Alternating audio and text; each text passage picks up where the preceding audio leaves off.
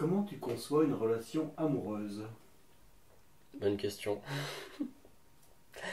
Euh, une relation amoureuse, pour moi, c'est partager des moments avec une personne et s'il y a des sentiments qui s'y mêlent, donner sans attendre en retour. Je pense que c'est important parce que s'il y a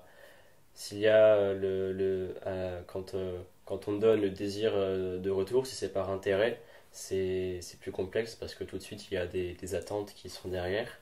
Et je pense qu'on est beaucoup plus heureux tout simplement en donnant notre amour et en le partageant aux autres, sans rien attendre en retour. Et si jamais il y a quelque chose en retour, et ben pourquoi pas s'en réjouir. Et je pense que c'est comme ça qu'on peut construire en tout cas une relation qui est plutôt saine. Je dirais que j'ai pas toujours eu des relations saines, je dirais un petit peu comme tout le monde, et ça m'a permis de me rendre compte ce que je voulais, ce que je ne voulais pas, et ce vers quoi je voulais tendre. Donc en ayant tout ça en tête, ça m'a permis de me forger, et donc de me rencontrer aussi, tout simplement, de savoir ce que je voulais, ce que je ne voulais pas. Et aujourd'hui, bah, je peux être sûr au moins que lorsque je rencontre quelqu'un où il y a potentiellement des sentiments amoureux qui sont présents, eh bien je sais que je serai à l'aise et que je ferai attention, je serai vigilant à certaines choses, notamment à certaines violences que j'ai pu subir, que ce soit physique ou psychologique aussi, parce qu'il y a beaucoup de violences psychologiques dans les relations qui sont sous-estimées. Qu'est-ce que tu entends par relation saine?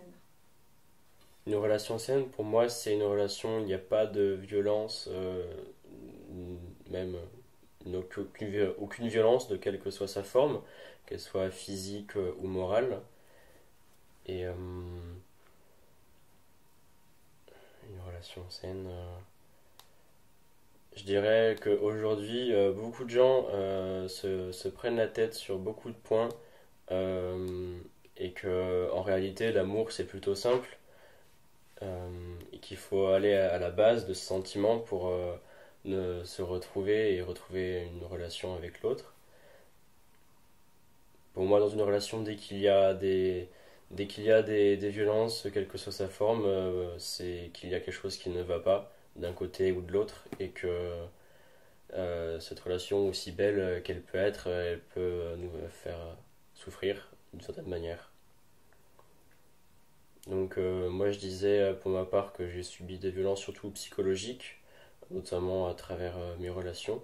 Et je sais qu'aujourd'hui je suis beaucoup plus vigilant par rapport à ces choses-là et et que ça m'a permis du coup de me rendre compte de certaines choses et de laisser rentrer dans mon cercle privé seulement des gens dont je suis certain qu'ils ne me feront aucun mal. Et on dit souvent que on est le reflet des personnes proches qui nous entourent. Et depuis que j'ai compris ce que ça voulait dire et que j'ai laissé seulement les personnes qui m'étaient bénéfiques, un peu égoïstement, mais qui faisaient ressortir le meilleur de moi-même, eh bien, j'ai jamais été aussi heureux que depuis que j'ai fait attention à ça. Et je sais qu'aujourd'hui, les gens qui m'entourent peuvent compter sur moi et je sais que je peux compter sur eux. Ça va dans les deux sens et donc que ce soit avec des sentiments amoureux ou non, surtout. Donc ça peut être les amours, ça peut être les amis.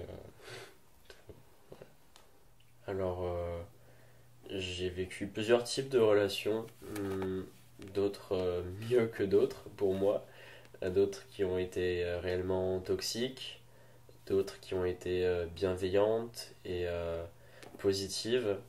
J'ai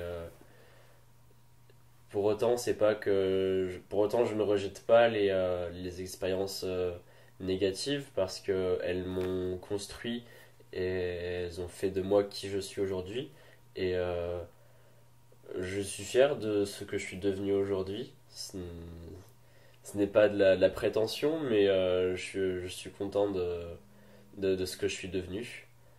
Et il y a du bon à tirer de chaque situation, de chaque expérience. Je pense que chaque expérience est bonne à prendre tant qu'on en tire les bonnes leçons.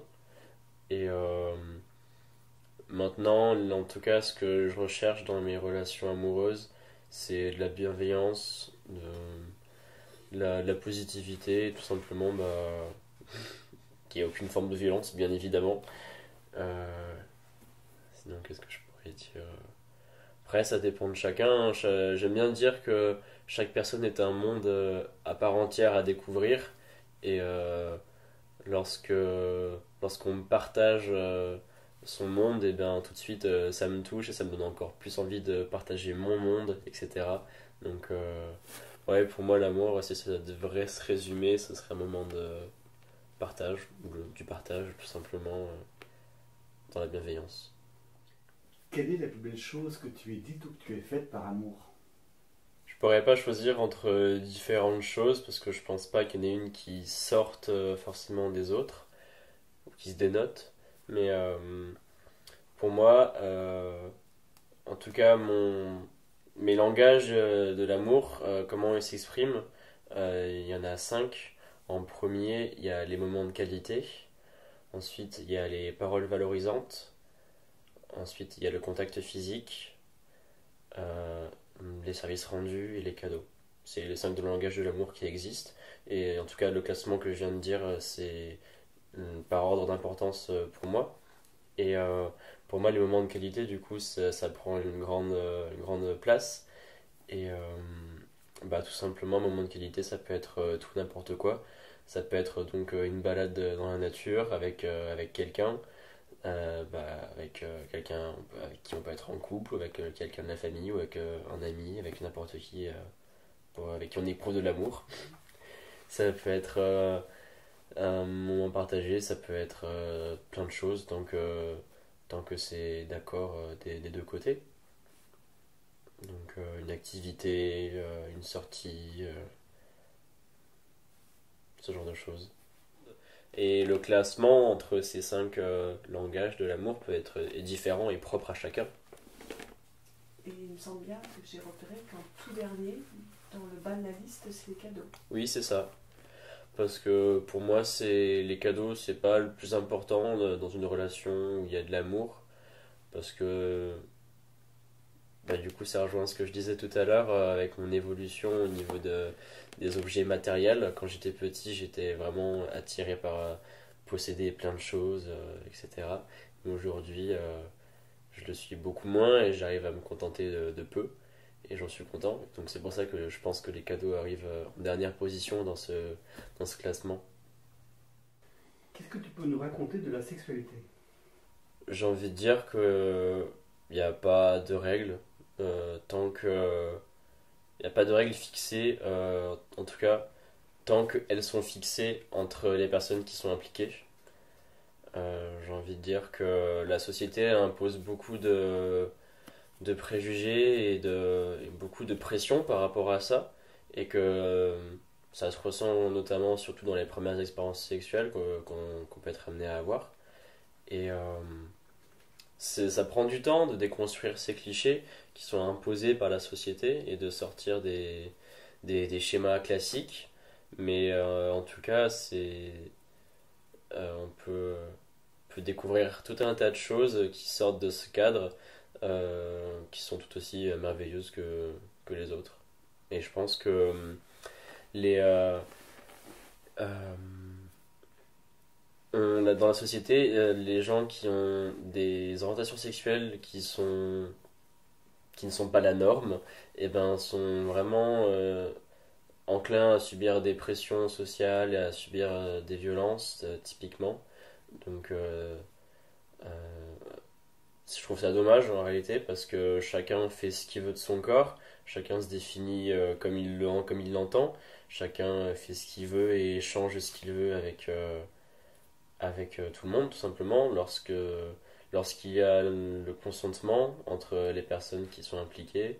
euh, pour moi tout est faisable et tant que c'est clair entre tous les parties, pour moi c'est un domaine où on peut vraiment s'amuser, se découvrir, etc.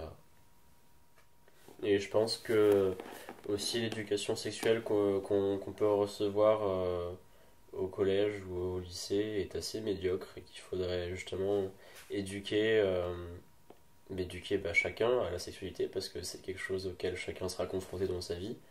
Et le mieux on y est préparé, le mieux ça se passera bien. Donc surtout en matière de protection, donc de maladies sexuellement transmissibles et d'autres choses tout aussi. Donc éduquer aussi la notion de consentement et, euh, et c'est pour ça que j'estime qu'il devrait y avoir plus de cours donnés à l'école à ce propos, parce que c'est quelque chose auquel les enfants parlent toujours et ils seront confrontés, notamment grâce ou à cause de la pornographie sur Internet, qui est si facilement accessible par n'importe qui avec une connexion Internet, que tous les enfants y seront confrontés un jour ou l'autre et que le et qu'ils puissent appréhender ça de la bonne manière, tout simplement, parce que la pornographie c'est simplement du film, c'est simplement, ce n'est pas la vie réelle, ça ne représente absolument pas la sexualité réelle qu'ils pourront avoir à travers leurs relations. Et donc tout, euh, tout l'environnement de la pornographie qui est basé sur la performance, qui sont basés sur des acteurs, et bien que eux ne se comparent pas à leur sexualité. Et malheureusement, c'est quelque chose que beaucoup de gens font et ne font pas la différence entre la pornographie et leur propre sexualité. Et c'est aussi pour ça que je pense que les gens se mettent beaucoup la pression à ce propos.